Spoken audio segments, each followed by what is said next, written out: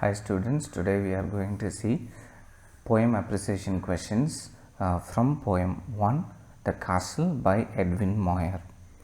ஏற்கனவே உங்களுக்கு இந்த poem வந்து டீச் பண்ணியிருக்கேன். இந்த castle வந்து எப்படி enemy soldiers வந்து ஒரு old guard கிட்ட gold கொடுத்து அந்த பெரிய castle வந்து capture பண்ணுறாங்க அப்படிங்கிறது தான் the main theme. So let's see some of the questions, appreciation questions here. Who does we refer to? We யாரை ரெஃபர் பண்ணுது அப்படிங்கிறது தான் question.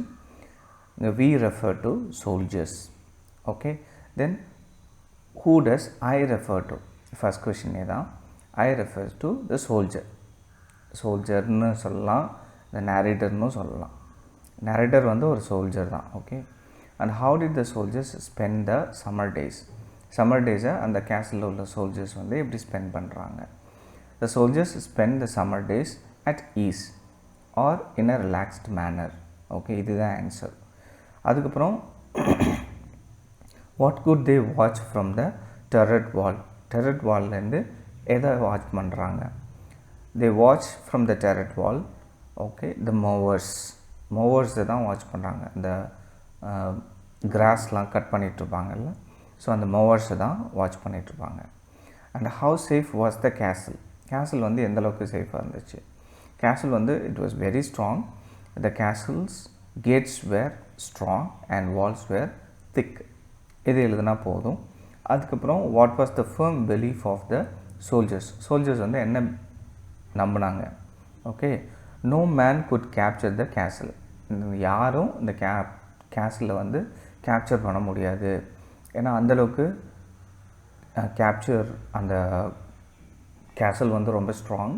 At the same time soldiers also they are united and they are very strong. They are loyal to the generals அப்படிங்கிற மாதிரி. Okay, அதுக்கப்புறம் what was the challenge? என்ன challenge? Entering the castle, climbing the wall is a very very big challenge. யாருக்கு அப்படின்னா enemy சோல்ஜர்ஸ்க்கு. ஈஸியாக அந்த கேசலுக்குள்ளே நுழைஞ்சிட முடியாது. Okay, so entering the castle or climbing the wall is a challenge. Okay, then which aspect of the castle's strength is conveyed? இந்த போயமில் ஒரு பர்டிகுலர் லைன்ஸில் எந்த ஸ்ட்ரென்த் வந்து கன்வே பண்ணியிருக்காங்க, எந்த ஸ்ட்ரென்த்தை சொல்லியிருக்காங்க அப்படின்னு பார்த்தோன்னா ஃபிசிக்கல் ஸ்ட்ரென்த்து. ஓகே, ஸோ அந்த கேசலோட ஃபிசிக்கல் ஸ்ட்ரென்த்து தான். நீங்கள் பார்த்தீங்கன்னா the gates were very strong, walls were thick அப்படிங்கிறப்போ அது ஃபிசிக்கல் ஸ்ட்ரென்த்தை தான் சொல்லுது. Okay, and what happen to the கேசலுக்கு கடைசியாக என்னாச்சு? It was captured by the enemy soldiers. அதுதான் கேப்சர்ட்னு கொடுத்துருக்கேன். அப்புறம் வை couldn't they do anything? ஏன் அவங்களால எதுவும் பண்ண முடியலை? The castle was conquered and the castle was captured because of the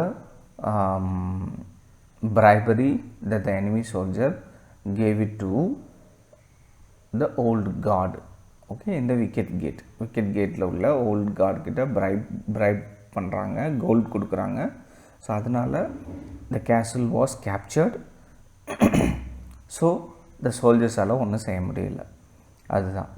அதுக்கப்புறம் why did they feel helpless? எதுக்காக ஹெல்ப்லெஸ்ஸாக ஃபீல் பண்ணுறாங்க?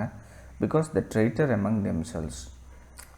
see, the traitor எல்லா சோல்ஜர்ஸுமே லாயலாக இருக்காங்க கேப்டனுக்கு.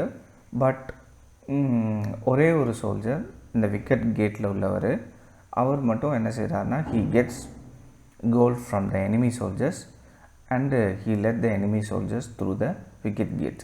அதனால தான் கேசலை வந்து கேப்சர் பண்ணிடுறாங்க. Okay, so that's why even ரொம்ப ஸ்ட்ராங் ஆர்மியாக இருந்தாலும் அவங்களால என்ன செய்ய முடியல? ஒன்றுமே செய்ய முடியல. Okay, so the traitor among themselves let the enemy soldiers in, so the capsule was captured. That's why the soldiers feel helpless. அப்புறம் who was the real enemy? யார் real enemy? gold was the real enemy. Okay, so அப்படிங்கிறத இந்த போயமில் சொல்ல. these are the very important questions.